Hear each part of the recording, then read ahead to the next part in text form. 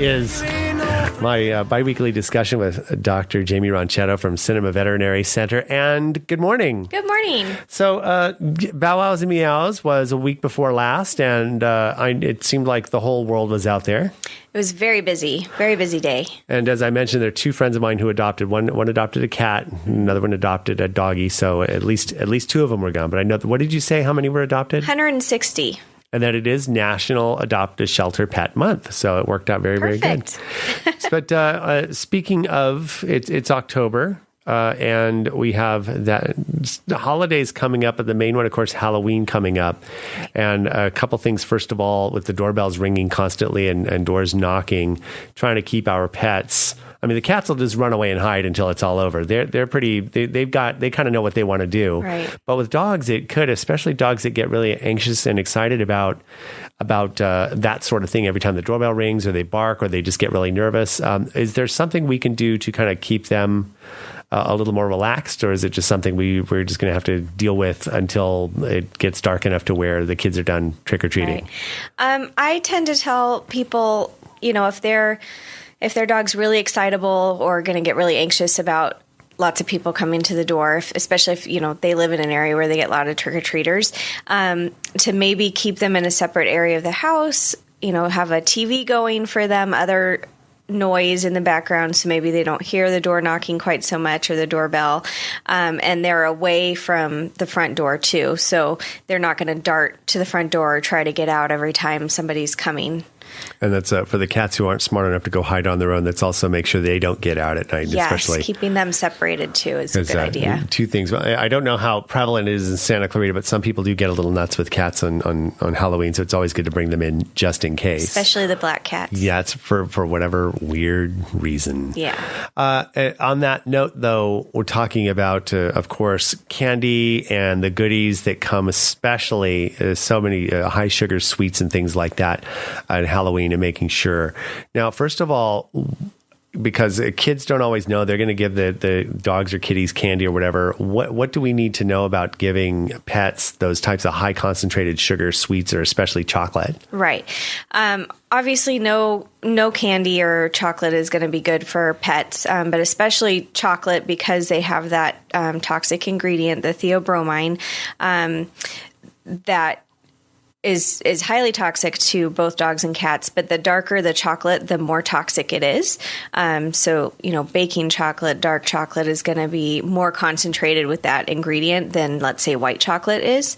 But any of those can cause not only just gastrointestinal signs, at higher quantities, it can cause seizures, even coma. So it's very important for them not to get into any kind of chocolate products. Other types of candies, certainly just for the sugar content alone is not good for them. But then certainly on the other end of the spectrum, the candies that are sugarless can be toxic as well, because they have xylitol in it, and that can cause hypoglycemia, or a very sharp drop in blood sugar, which is dangerous, almost like at very a diabetic dangerous level. So, and very important, dogs don't always know that this stuff is bad for them. So make sure we keep it up high enough so that they can't reach it. Right? Oh yes, they'll want it. They just can't have it. One of my beagles, he's no longer with us, but it's funny because it was like a Valentine's thing. I'd been somewhere and put a bunch of stuff on my coffee table and didn't even think about it. And then my other dog kept coming in like, hey, you might they try to rat out the other dog. And I went in and he had them all on the floor, and he had about half of them at least opened. And fortunately, they were just cookies and stuff, but even still not good for them. But they are sneaky. They're very sneaky. So you got to keep an eye out. And of course, also, we'll have a little bit more of an in-depth discussion of this as we get toward the other holidays. But really, just this is the time of year when we're having snacks, and sometimes we think it's okay to give our pets extra snacks, and we just have to keep an eye on that level of caloric and fat intake for them, right? Absolutely.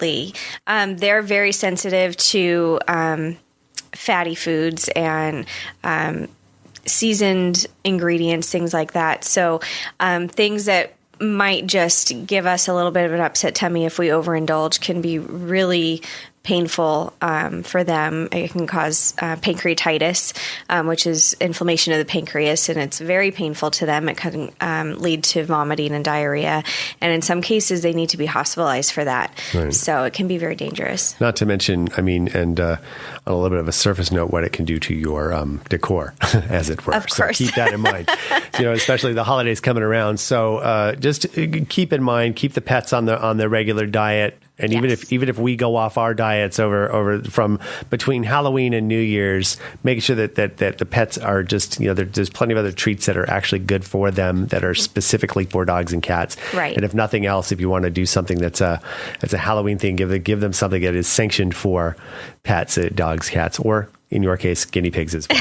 So right. Really important. So again, Halloween, just keep the candy out of the doggies. Make sure the kids know too, right? Absolutely. That's important because they'll want to share or they think it's funny. Yeah, that's true. Oh my gosh. Yes. Yeah.